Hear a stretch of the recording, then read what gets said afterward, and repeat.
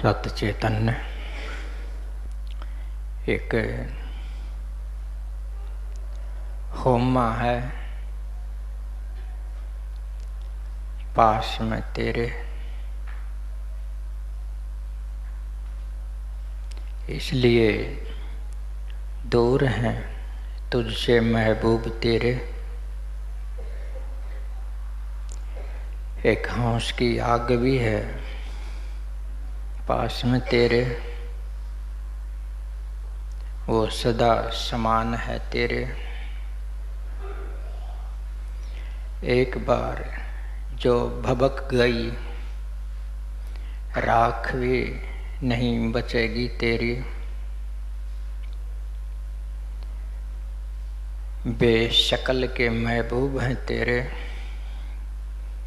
मिल जाएंगे मिटते ही तेरे।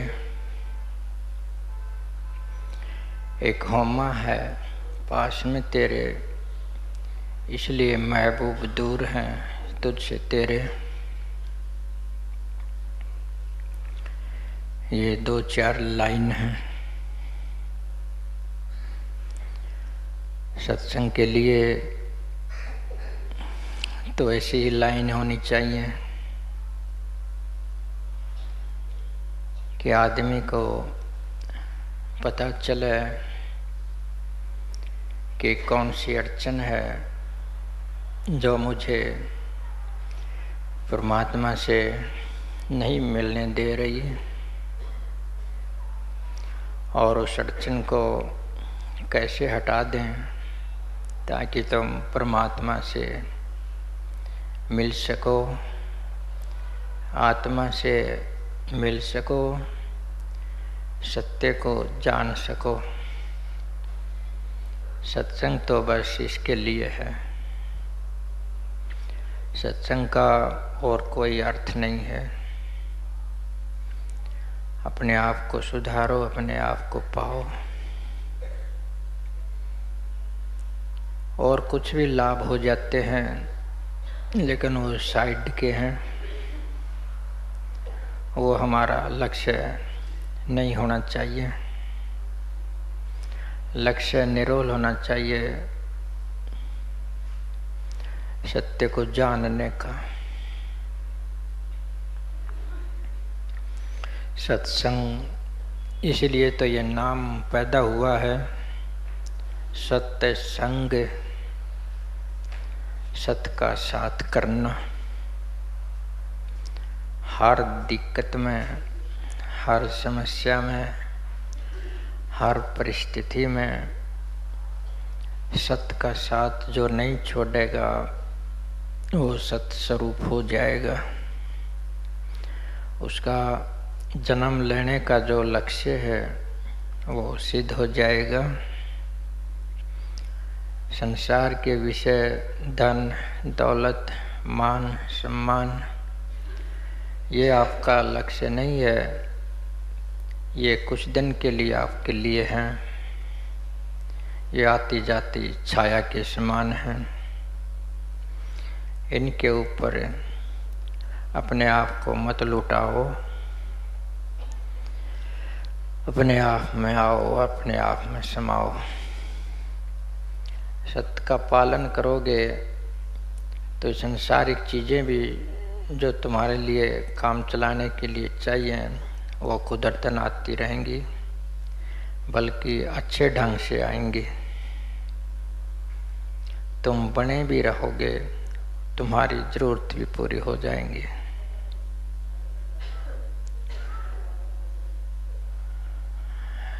एक पर्सन भी है, वो तुमको इसी विषय से जोड़ देगा अंत में। प्रश्न है किसी का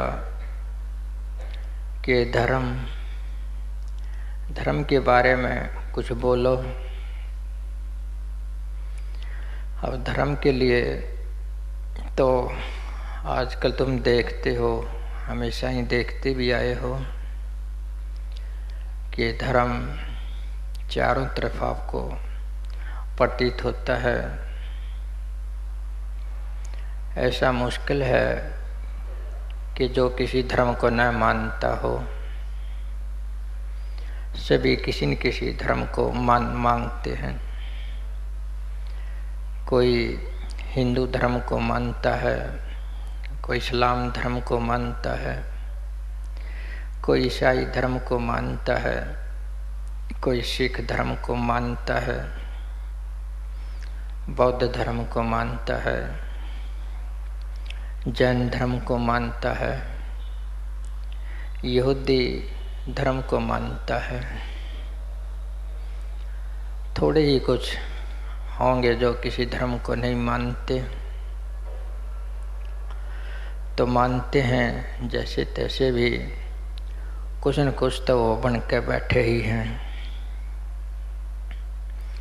धर्म से भी हट के देखें हम, सत्संग हैं, कथाएं हैं, कीर्तन हैं, इनमें भी आदमी समझता है कि मैं धार्मिक हूँ। यानी इस प्रकार के रास्ते से कोई कोई अलग मिलता है। एक योग का मार्ग है। योग का संबंध किसी धर्म से तो नहीं है, परंतु असल में धर्म वही है। योग वो एक वैज्ञानिक पद्धति होती है। वो किसी विश्वास पर आधारित नहीं होता, वो कुछ करने पर आधारित होता है। थोड़ा बहुत योग है, कुछ योग्यता बचा खुशा उसका बाजारीकरण हो गया है, सत्य वहाँ भी ना रहा। अगर इन धर्मों में चारों तरफ तुम देखते हो कोई सत्य होता तो इंसान आपको संतुष्ट मिलता, भरपूर मिलता, समझदार मिलता, वो मानव मिलता, इंसान मिलता। उसमें एकपन होता, उसमें प्रेम होता। लेकिन खुद को देख लो, चाहे और किसी को देख लो, धर्म, सत्संग, योग, कथा, चारों तरफ बहुत बवंडर मचा है। इंसान कोई है, मुश्किल से, अगर कोई है उसको जीने नहीं देते। ये सारे लोग जो धर्मों को, इन चीज़ों को मानते हैं, एक तरह से मैंने तो निरीक्षण किया है, ये धार्मिक नहीं है। ये कुछ बन गए हैं, बन गया सो बिगड़ गया, बनना आपने नहीं है। इसलिए तो मैं कहता था, बेशक्ल के महबूब हैं तेरे, मिल जाएंगे मिटते ही तेरे। तो मिटना ये आसान काम नहीं है। अपने आप को रगड़ोगे, अपने आप को घिसाओगे, ऊपर से घिसाना शुरू करोगे, भीतर तक अपने आप को घिसाते चले जाओगे, आखिर में आप बेशक्ल के रह जाओगे। वो आपका बेशक्ल आपा है, वो चैतन्य स्वरूप आपका आपा है, वो सर्वत्र है, उसमें तभी जा सकते हो।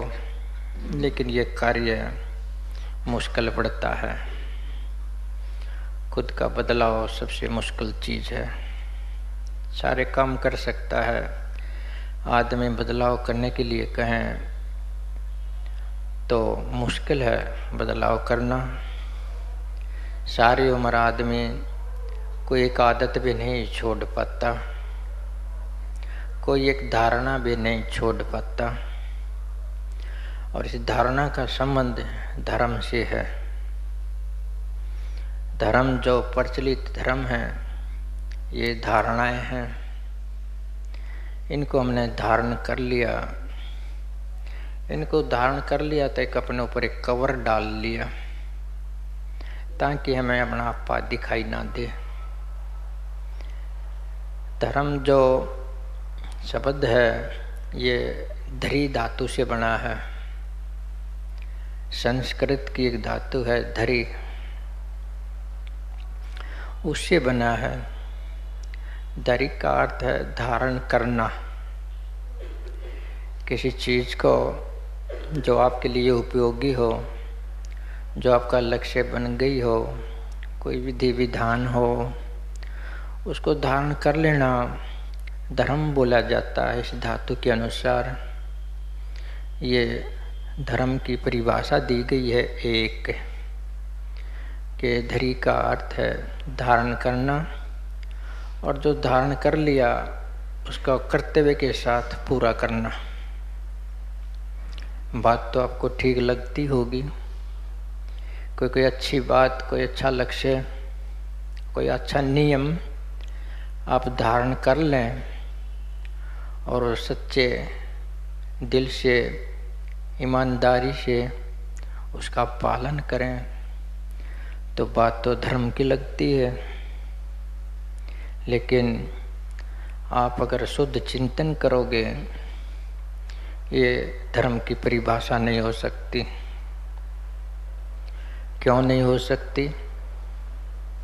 जो धारण किया गया है वो छोड़ा भी जा सकता है।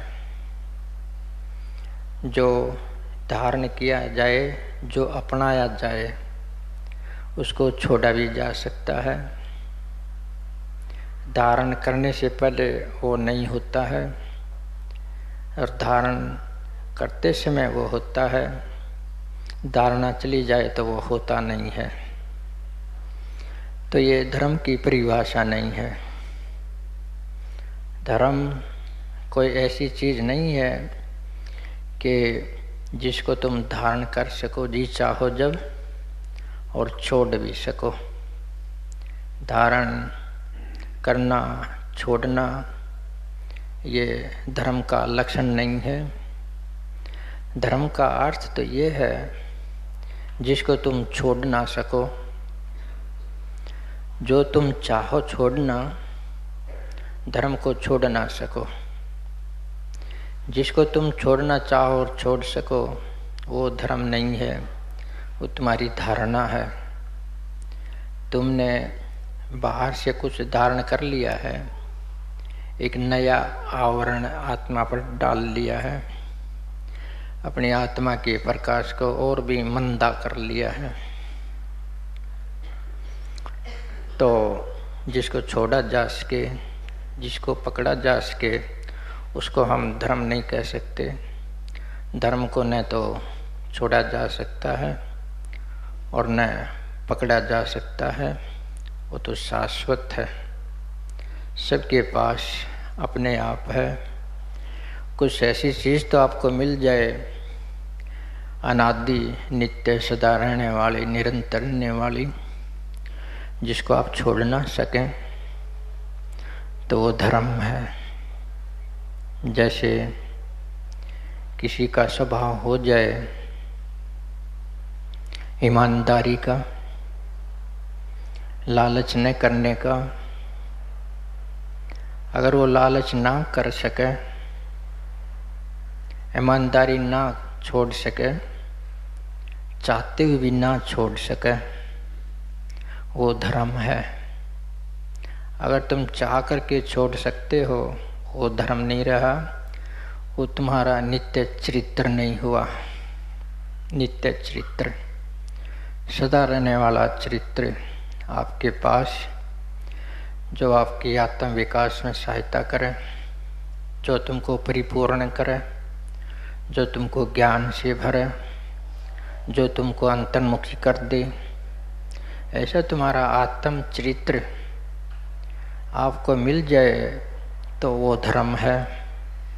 इसके सिवाय जो धारण करने वाले धर्म हैं वो धर्म नहीं हो सकते। वो क्योंकि वो छोड़े जा सकते हैं, धर्म को छोड़ा नहीं जा सकता। जैसे सभी को नींद आती है, कोई नींद को छोड़ना चाहे छोड़ सकता है? नहीं छोड़ सकता। छोड़ने की कोशिश करेगा तो बीमार होगा, छोड़ नहीं सकता। ये छोड़ने का स्वभाव उसमें नहीं है। निंद्रा तुम्हारे पास स्वाभाविक है, और भी अच्छी स्वाभाविक चीज़ें तुम्हारे पास, वो सदा से और नित्य हैं। ये कहीं से बाहर से जोड़ी नहीं जा सकती, ये अंदर से घटाई नहीं जा सकती। ये सत्य है, तुम्हारे साथ सदा है। धर्म कुछ ऐसी ही चीज़ है जो तुम्हारे साथ सदा से है। कमी है तो एक चीज़ की है कि आप उसको पहचान नहीं पा रहे। पहचान नहीं पा रहे इसलिए तो हिंदू बन जाते हैं, पहचान नहीं पा रहे इसलिए मुस्लिम बन जाते हैं, पहचान नहीं पा रहे ईसाई सिख बन जाते हैं। अगर पहचान लें तो ऐसा नमूना कोई नहीं बन सकता। सिर्फ पहचान नहीं है, बस यही काम है सत्संग में किसी तरह से तुमको बता दें कि धर्म क्या है जिसको छोड़ा ना जा सके। जो तुम्हारा स्वभाव ही हो उसको छोड़ा नहीं जा सकता। धर्म कुछ ऐसी चीज़ है। एक कहानी सुनी होगी तुमने भीष्म पितामह की। उसका जो पिता था शांतनु, वो गंगा नदी पर जाया करता। उसका पिता था शांतनु, वो नदी पर जाया करता। वहाँ एक लड़की थी सत्यवती, वहाँ एक गरीब का घर था, वह मलाह था दासराज। उसकी लड़की थी बहुत सुंदर। उसको देखते ही उससे उसका प्रेम हो गया। प्रेम ऐसा हो गया कि दिल से निकाले ना निकले, जैसा कि कुछ धर्म मिल गया हो। धर्म को निकाले नहीं निकाला जा सकता, लेकिन ये बाहर की बात है जो मैं बता रहा हूँ। इस तरह से प्रेम की तो वो सूखना पड़ गया। सूखना क्यों पड़ गया कि उसने प्रस्ताव रख दिया था उस लड़की से शादी करने का, लेकिन उसके पिता ने इनकार कर दिया कि शादी के लिए एक शर्त है। शर्त ये है कि मेरी बेटी को जो बच्चा होगा राज सिंहासन पर वही बैठेगा। अब राज सिंहासन पर कैसे बिठाएगा? भीष्म को तो पहले ही राजगद्दी का युवराज बना दिया था, वचन नहीं दे सका, तो प्रस्ताव भी शादी का मंजूर नहीं हुआ। लेकिन राजा को एक प्रकार का घुण लग गया। घुण जैसे अंदर से अंदर लकड़ी को खाए, उस लड़की का प्रेम उसको खाए। क्या करे, वचन दे नहीं सकता, लड़की के बगैर रहा नहीं जा सकता। आदमी की ऐसी ऐसी मजबूरियां हैं, ये इसकी सीमाएं हैं। तो भीष्म ने उसको देख लिया। भीष्म ने पूछा कि क्या बात है, तो उसके पिता ने कुछ नहीं बताया। तो उसने उसके सारथी से पूछा कि सारथी तू ही बता दे कि पिता को रोग क्या लगा है। तो उसने कहा कि मैं भी नहीं बता सकता, मैं भी राजा भगत हूँ, मैं बता नहीं सकता। लेकिन उसको धमकाया, कुछ समझ। तो सारथी ने बता दिया कि हम प्रतिदिन यमुना नदी के किनारे जाते हैं और वहाँ एक लड़की है बहुत सुंदर, उसको देखते रहते हैं और शाम को घर आ जाते हैं। हो सकता है यही कुछ हो। तो क्या हुआ फिर? वो भीष्म वही पहुँच गया सीधा। उसके पिता से पूछ लिया कि शादी का प्रस्ताव मंजूर क्यों नहीं कर रहे? आप तो गरीब हैं, वहाँ तो राजमहल है, बड़ी सुखी रहेगी। लेकिन उन्होंने कहा कि लड़की को तो एक भाग्य रेखा है कि इसका लड़का जो है वो राज करेगा। अगर इसके लड़के को राज करने की अनुमति हो तो शादी कर ले। उन्होंने इनकार कर लिया, इसलिए वो जो है रुग्ण हो गया है। वचन दे नहीं सकता, लड़की के बगैर रह नहीं सकता।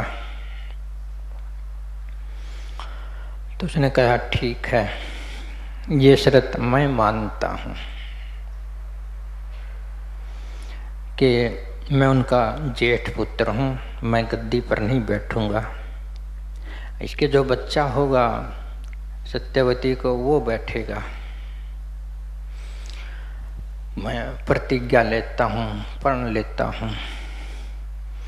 तो उसका जो पिता था लड़की का, उसने और आगे बात बढ़ा दी कि आपके भी तो बच्चे होंगे, आपके बच्चे होंगे तो आपका जो जेठ बच्चा होगा वो गद्दी पर बैठेगा, हमारे बच्चों का नंबर कहाँ पड़ेगा।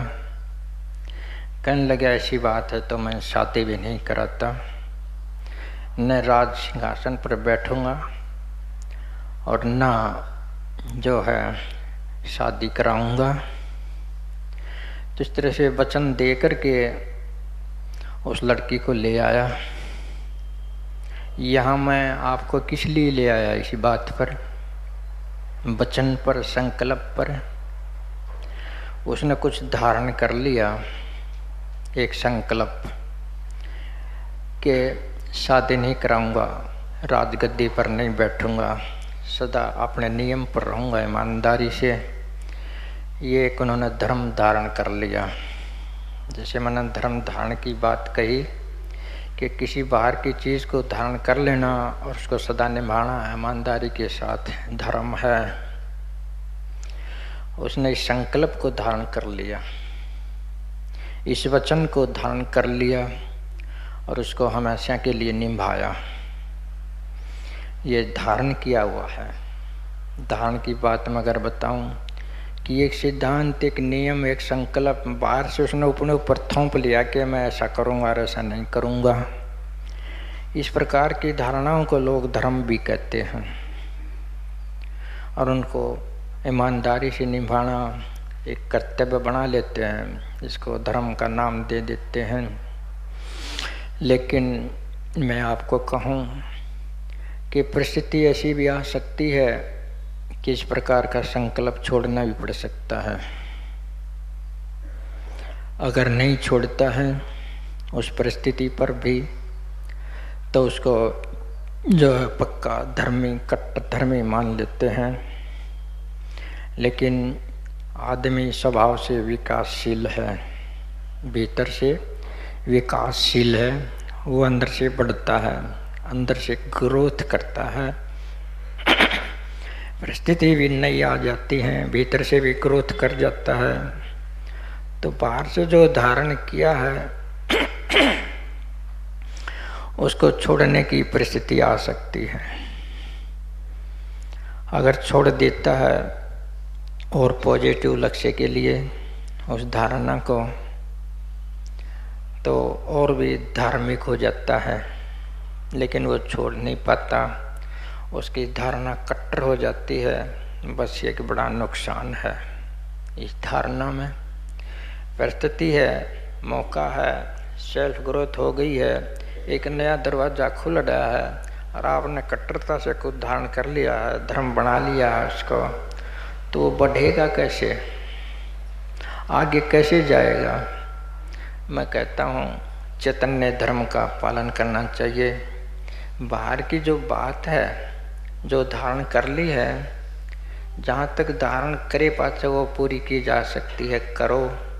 अगर कोई आगे विकास और हो जाता है और ओपनिंग हो जाती है तो उसको छोड़ा भी जा सकता है अगर चैतन्य का पालन करता है।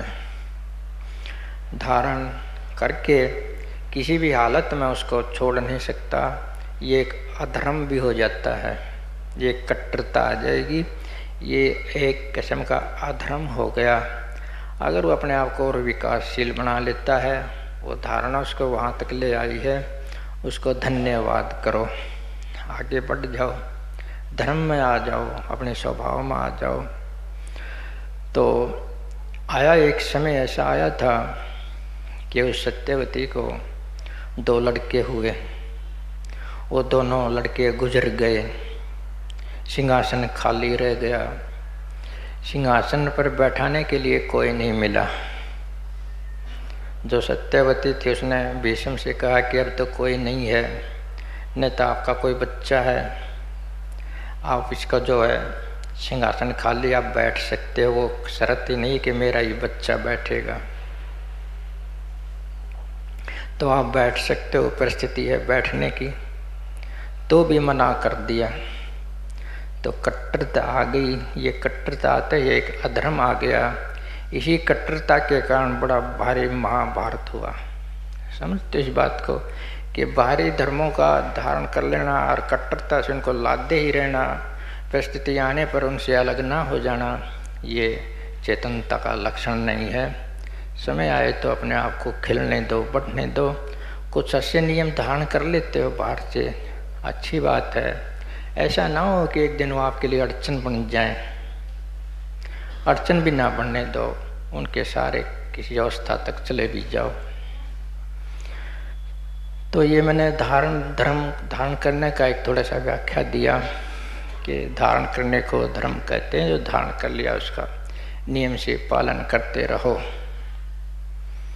लेकिन धर्म की और भी परिभाषाएं हैं जो सामूहिक विधि विधान होती है। जैसे किसी केंद्र पर अनेकों लोग इकट्ठे हो जाएं कि धार्मिक सामूहिक विधि विधान को अनेकों लोग धारण कर लेते हैं। जैसे मुस्लिम धर्म है, हिंदू धर्म है, इन्होंने अनेकों अपने विधि विधानों को, नियमों को, इष्ट को, प्रतीक को, वेशभूषा को सबने एक साथ मिलके धारण कर लिया है। जो इस तरह से मिल कर के धारण कर लेते हैं अनेकों लोग, उसको भी धर्म बोलते हैं। इस तरह धर्म को सामूहिक कह देते हैं कि सामूहिक कर्म कांड, सामूहिक विधि विधान, सामूहिक विश्वास, सामूहिक इष्ट, सामूहिक वेशभूषा, सामूहिक एक ग्रंथ शास्त्र बीच में हो तो वो धर्म खड़ा हो जाता है। तो ये धर्म का सामूहिक रूप है। ये भी बाहर से ही धारण किया होता है। माना कि कोई हिंदू है या मुसलमान है, उनके अपने विधि विधान होते हैं। जैसे एक आदमी करता है ऐसे ही और आदमी भी करते हैं। करोड़ों हजारों आदमी एक ही विधि को अपनाते हैं। उनका एक ही इष्ट होता है, एक ही कोई ग्रंथ शास्त्र होता है। तो जो है उनकी एक ही वेशभूषा होती है, उनका एक ही प्रतीक होता है। ऐसे अनेकों मनुष्यों के समूह को धार्मिक समूह बोलते हैं, धर्म बोल देते हैं। हिंदू धर्म, मुस्लिम धर्म, ईसाई धर्म, तो इनको भी दो धर्म बोल देते हैं कि धर्म का अर्थ है सामूहिक कर्म कांडों का एक जाल, एक व्यवस्था जिसको अनेकों लोग मानते हों और मानते हों उसको छोड़ ना सकते हों। ऐसा ही तो देखते हो आप। तो इसको मैं क्या कहूँ, इसको तो मैं एक नाम दे सकता हूँ, सामूहिक अहंकार। सामूहिक अहंकार, एक तो एक आदमी का अहंकार होता है, एक अनेकों आदमियों का मिला जुला अहंकार होता है। अनेकों आदमियों का अहंकार मिला जुला, क्या मतलब? आप किसी मुसलमान का हत्या कर देते हो या मुसलमान किसी हिंदू की हत्या कर देता है एक आदमी का, तो पूरा समूह जागृत हो जाता है कि हमारे समूह का एक आदमी क्यों मार दिया। वो दूसरे समूह के आदमी को किसी को भी पकड़ के मार देंगे, चाहे वो निर्दोष है, चाहे उन्हें कुछ किया हो, चाहे ना किया हो। तो एक आदमी के नुकसान से सारे समूह का नुकसान प्रतीत होता है और एक सामूहिक ईगो जागृत हो जाती है। सामूहिक ईगो, सामूहिक अहंकार दूसरे सामूहिक अहंकार से लड़ने लग जाता है। ये मतलब है कि ये धर्म और कुछ नहीं है जो धारण किए गए हैं। धारण किए हुए सामूहिक धर्मों की बात बताता हूँ, ये और कुछ नहीं है। ये आपस में लड़ने मरने वाले समूह हैं। इनसे हमें बच के रहना चाहिए, इनके समर्थन में कभी नहीं होना चाहिए। अपने सत्य का पालन करना चाहिए, अपने होश का पालन करना चाहिए, अपने आप में ठहरना चाहिए, ध्यान करना चाहिए, भजन करना चाहिए, सेवा करना चाहिए। इसी में सब आ जाएगा।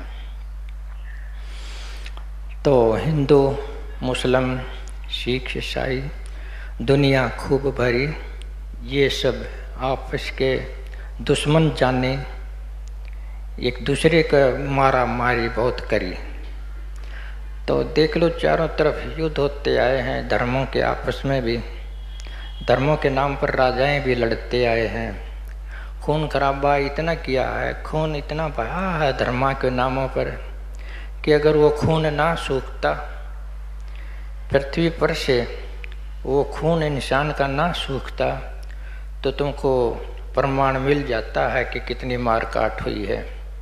शुक्रिया वो खून सूख गया, आपको दिखाई नहीं देता, कोई प्रमाण नहीं आपके पास कि इतनी मार काट हुई है। खून की नदियां बहा दी गई है निर्दोष लोगों की, धर्मों के नाम पर धर्मों ने आपस में युद्ध किए हैं। तुमने ये नहीं देखा था कि सन 47 में जब भारत आज़ाद हुआ, हिंदू और मुसलमानों का युद्ध देखा होगा? तुमने तो नहीं देखा होगा, जो पुराने आदमी उन्होंने देखा होगा। कैसी मार काट उसका नाम दे दिया था, मार काट। वो राजाओं की लड़ाई नहीं थी आपस में, हिंदुओं की और मुसलमानों की, आम आदमी की आम आदमी से लड़ाई थी। मैंने कई बार ऐसा सुनता, बड़े बड़े आदमियों से सुना है कि इतनी दुश्मनाई हो गई थी कि लोगों ने बच्चों को भी नहीं बख्शा। 2-2 साल के, 3-3 साल के, पता चल जाए कि हिंदू है कि ये मुसलमान है, बस पता चलना चाहिए, उसकी मौत निश्चित है, उसको जला देंगे, उसको मार देंगे, उसको काट देंगे। एक बूढ़े ने तो ऐसा बताया कि एक हिंदू ने मुसलमान बच्चे के पेट में जेड़ी घुसा कर ऊपर उठा दिया।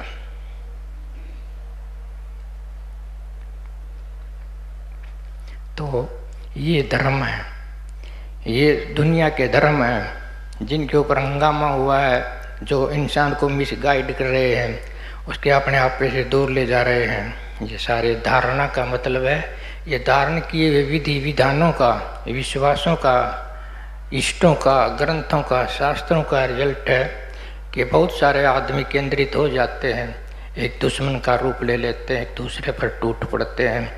ये धर्म तुम्हारा कल्याण नहीं कर सकते, कैसा भी धर्म हो नहीं कर सकता, मेरे को संभावना नहीं दिखती। कारण क्या है?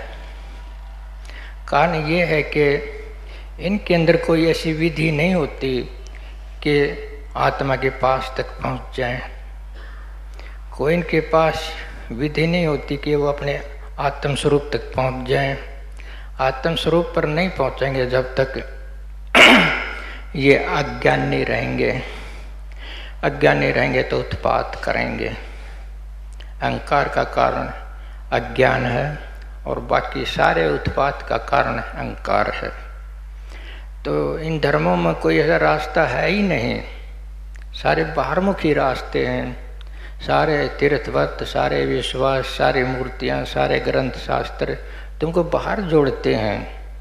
जितना इनसे जुड़ोगे तुम उतना खुद से दूर जाओगे, जितना खुद से दूर जाओगे उतने अज्ञानी हो जाओगे, जितने अज्ञानी हो जाओगे इतने तुम अहंकारी हो जाओगे, जितने तुम अहंकारी हो जाओगे इतने स्वार्थी हो जाओगे। तो यहाँ इलाज नहीं है। ये तो पृथ्वी पर जितने भी धर्म हैं एक क्षण के लिए भी नहीं रहने चाहिए। लोग कहते हैं कि धर्म बगैर कैसे काम चलेगा, धर्म ना रहे तो। वो बात ठीक है, लेकिन धर्म हो तो तभी तो। जब ये धर्म ही नहीं है तो काम तो बढ़िया चलेगा, अगर ये ना हो तो। असल में धर्म हो हर हट जाए तो काम नहीं चलेगा। धर्म भी तो नहीं है, एक क्षण के लिए भी ये सहन नहीं किए जा सकते। जो विद्वान, जो चेतनावान है, जो ज्ञानवान है, वो माथा पीटते हैं कि संसार का क्या हाल होगा। तो ये समूहगत अहंकार हैं, ये धर्म जितने भी हैं ये धर्म नहीं है, ये अहंकार खड़े हैं अनेकों आदमियों का रूप लेकर के। एक आदमी का अहंकार तो थोड़ा ही भयंकर होता है और अनेकों आदमियों का जो अहंकार है वो तो बहुत भयंकर होता है। अनेकों आदमी कहीं आगजनी कर दें, किसी को मार दें, उन पर 2 मुकदमे भी नहीं चलते, एक आदमी को तो चल भी जाए। तो स्वतंत्र गुंडे हैं सारे के सारे, अहंकार से भरे हुए धर्म है और कुछ ना है ये। तो इनके पक्ष में छोड़ दो अपने आप को, हिंदू मानना या मुसलमान मानना, सिख ईसाई मानना। मानना है तो तुम इंसान हो, बस काफ़ी हो तुम इंसान। इंसान से ज़्यादा कुछ बनने की कोशिश की तो अधर्म में प्रवेश हो जाएगा। बनना मात्र जो है अधर्म में प्रवेश है, मत बनो, बस मिट जाओ। बेशक्ल का महबूब है तेरा, मिल जाएगा मिटते ही तेरे। तो ऐसा ही होना है, सत्संग का बात तो यही है। लेकिन कुछ और लोगों ने ज़्यादा सोचा, वो थोड़े से धर्म के निकट जाने की कोशिश की। उन्होंने कहा कि धर्म का ये अर्थ नहीं है कि धारण करना, धर्म का अर्थ है जो तुम्हारे पास पहले ही है उसका पालन करना, उसके साथ ही एक रहना। धर्म सामूहिक नहीं, धर्म व्यक्तिगत है। व्यक्तिगत एक कल आदमी का धर्म है, सबका अपना अपना धर्म है, सबका अपना अपना अलग अलग धर्म है। वो होता है जिसका अपना व्यक्ति का, खुद का, हर एक व्यक्ति का अपना अपना धर्म है। सामूहिक धर्म धार्मिक नहीं हो सकते लोग, अकेला आदमी धार्मिक हो सकता है। अब उसके लक्षण भी बताए हैं, जैसे दया है, प्रेम है, मानवता है, धैर्य है, अनेकों प्रकार के ऐसे लक्षण बताए हैं कि प्रेम का नाम धर्म है, दया का नाम धर्म है। समझते हो? इस प्रकार के अनेकों धर्म बताए हैं। अक्षमा का नाम धर्म है। ये व्यक्ति के अपने अपने लक्षण हैं सबके। एक समूह है बहुत बड़ा, उसमें अनेकों आदमी हैं। किसी में प्रेम हो सकता है, किसी में नहीं हो सकता, लेकिन जिसमें हो सकता है धर्म तो उसी में है। इसलिए जो है धर्म सामूहिक हो ही नहीं सकता। धर्म हो सकता है तो व्यक्तिगत हो सकता है। आदमी के अंदर प्रेम है, उसका पालन करेगा, चाहे वो कोई किताब ना पढ़ता हो, चाहे कोई विधि विधान ना करता हो, चाहे वो परमात्मा विश्वास करता हो ना करता हो, ग्रंथ शास्त्र ना करता हो, कि सत्संग में ना जाता हो, मंदिर मस्जिद में ना जाता हो, तीर्थ व्रत ना करता हो, अगर उसमें एक प्रेम है, एक संबंध है, एक संतोष है, वो धार्मिक है, उसके अंदर धर्म है। तो धर्म के पास ही आना चाहते हैं तो अपने जो आत्मिक गुण हैं उनको पकड़ लो, वो सदा से तुम्हारे पास है, उनको धारण नहीं करना है। अगर प्रेम को भी बाहर से धारण करना पड़ जाए तो ये भी एक दिन उल्टा पड़ेगा, तुमको हिंसा में ले जाएगा, क्योंकि इसको छोड़ा और पकड़ा जा सकता है, प्रेम को छोड़ा और पकड़ा नहीं जा सकता है। ये तो जीव जंतु से लेकर के पेड़ पौधे से लेकर के इंसान तक सभी में मौजूद है। तो ऐसे ऐसे आदमी के अंदर बहुत सारे गुण हैं, उनको पकड़ सकता है तो धार्मिक हो सकता है, वो धर्म में प्रवेश किया हुआ हो सकता है। तो धर्म को हम सामूहिक धर्म से हटा करके, धारण किए जाने वाले धर्मों से हटा करके जो ऐसे धर्म के पास ले आए, धीरे धीरे जिसको हमने धारण नहीं करना पड़ता, वो पहले ही आपके पास है, वो शाश्वत है। लेकिन अब हम और थोड़ा सा आपको और थोड़ा भीतर की ओर ले जाते हैं कि त्याग है, दया है, प्रेम है, इसके पीछे भी क्या है। अकेला प्रेम तो आपके अंदर हो नहीं सकता, अकेला त्याग सहानुभूति तो आपके पास हो नहीं सकता। इसके पीछे कोई सत्ता मौजूद होनी चाहिए। तो मैं थोड़ा सा इतना और कह देता हूँ, जैसे प्रेम जैसे गुण हैं, दया जैसे गुण हैं, त्याग जैसे गुण हैं, एकपन जैसे गुण हैं, ये इसलिए हैं कि इसके पीछे एक और प्रक्रिया है जो धर्म का असली स्वरूप है। किस कारण से तुम प्रेम करते हो वो भी आपके अंदर कुछ और गहरे में है। किस कारण से आप क्षमा करते हैं, किस कारण से आप में एकपन है, थोड़ा सा उसके पास और जाना है हमने। अगर उसके पास चले गए तो मूल धर्म के पास चले गए। फिर हम असली धार्मिक हो जाएंगे। अगर उस प्रक्रिया को, उस चीज़ को आपने समझ लिया तो आप धर्म को समझ गए। धर्म इनसे भी गहरा है।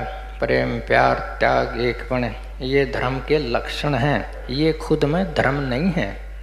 ये इतना और समझ लो आप, ये लक्षण है, लेकिन इनको प्रेम कह सकते हैं ना, वो जो धर्म कह सकते हैं, कोई नुकसान भी नहीं है। लेकिन इनके गहरे में और कुछ भी है जिसके कारण ये हैं, ये लक्षण हैं। ये स्वयं में जो है धर्म नहीं है, ये धर्म के लक्षण हैं। तो जैसे मौसम बता देते हैं वैज्ञानिक, वो पहले लक्षण देखते हैं, कहते हैं कि बारिश आएगी। तो जो मौसम है जो पहले पता हो जाता है वो बारिश नहीं होता है, बारिश मौसम के पीछे होती है। तो एक तरह के मौसम है, जो प्रेम है, त्याग है, ये जो सहनशीलता है, ये सारे के सारे, अहिंसा है, ये सब बाहर के मौसम हैं।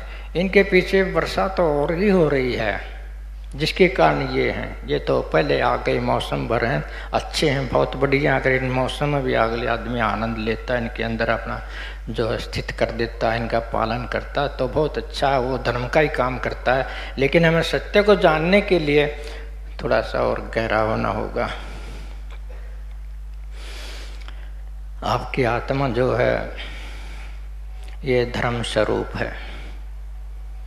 आपकी खुद की निजी आत्मा धर्म स्वरूप है, वो धर्म रूप ही है, वो धर्म ही है एक प्रकार से। आपकी अंतरात्मा, आपकी आत्मा, वो जो है अंतरात्मा होकर के आपको स्पर्श करती है भीतर से, वो धर्म स्वरूप है। उसका स्पर्श जो है धर्म का स्पर्श है। उस स्पर्श का अनुसरण करना, उस धर्म का पालन करना असल में धर्म है। जो स्पर्श का पालन कर लेगा, अनुसरण कर लेगा, वो दयावान होगा, वो प्रेमवान होगा, वो त्यागी होगा, वह सहनशील होगा। सब धर्म के गुण उसके अंदर सोते होंगे। तो मुश्किल ये है कि मूल में जो हमारे अंतरात्मा हमें छूती है, कुछ प्रेरणाएं देती है, कुछ हुक्म देती है, हम उसके हुक्म को नहीं सुनते, हम उसके स्पर्श को महसूस नहीं करते। वो जैसे आपको टच करती है, वो कुछ कहती है, वो टच करना जो है आपको कुछ कह रहा है कि ये कर ले, ये ठीक है, ये ना कर, ये गलत है। कहती है ना सभी की आपकी अंतरात्मा। जो ये अंतरात्मा भीतर से आपको स्पर्श कर रही है, ये धर्म का स्पर्श है। इस स्पर्श का पालन करना धर्म है। अब आप इस केंद्र में चले गए तो सच्चे जो आपको धर्म स्वरूप प्राप्त हो गया। धर्म स्वरूप का आप छोड़ नहीं सकते। ये धारण करने की बात नहीं है, ये तो आदि अनादि सदा निरंतर है आपका आत्म स्वरूप। बस धारण करने में धर्म नहीं है, अपने आप में ठहरने में, अपने आप को पालन करने में धर्म है।